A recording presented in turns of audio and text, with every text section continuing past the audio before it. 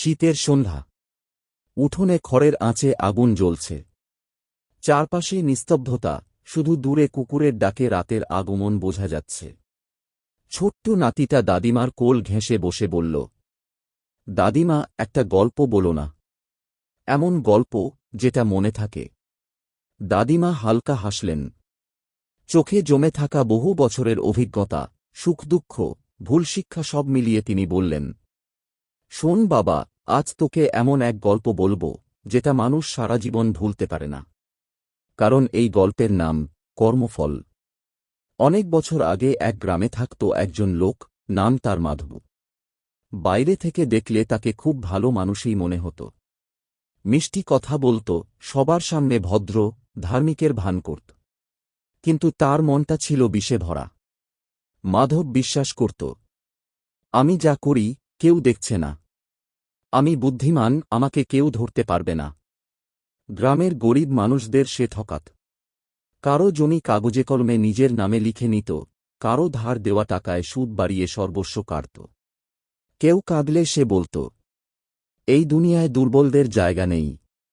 একদিন এক বৃদ্ধ তার কাছে এসে কাঁদতে কাঁদতে বলেছিল, বাবা, আমার শেষ সম্বলটা ফিরিয়ে দাও।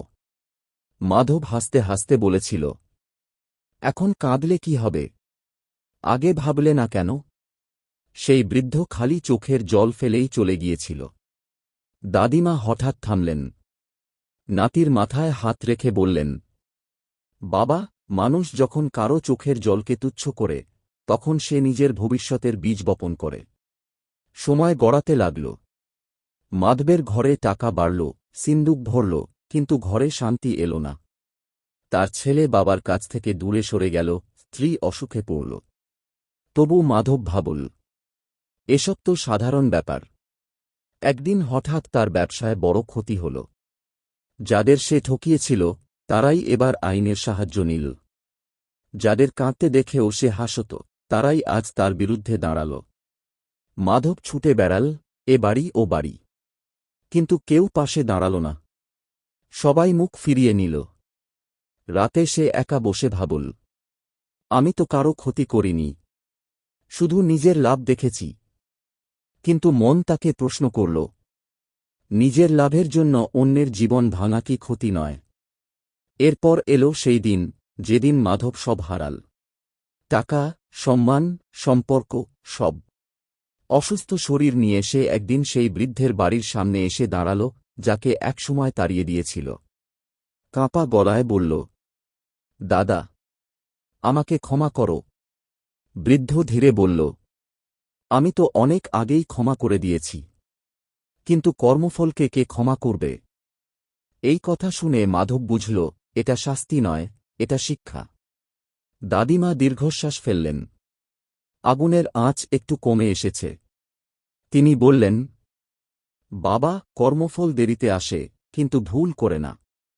রাজা প্রজা, ধনী গরিব, কারো জন্য নিয়ম আলাদা নয়। মাধব জীবনের শেষ দিনগুলো কাটাল অনুশোচনায়।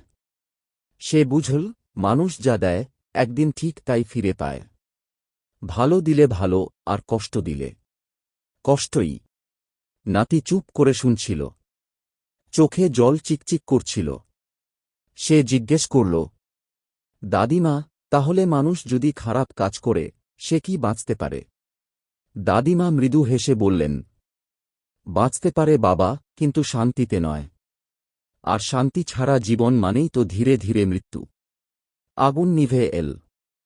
রাত গভীর হল। দাদিমা শেষ কথা বললেন, মনে রাখিস বাবা, কর্মফল কারো শত্রু নয়। কর্মফল কারো বন্ধু নয়। কর্মফল শুধু আয়না। মানুষ যেমন, তাকে তেমনটাই দেখায়। নাতি দাদিমাকে জড়িয়ে ধরল। আর সেই রাতে সে প্রথমবার বুঝল, কর্মফল সবাইকেই ভুগতে হয়।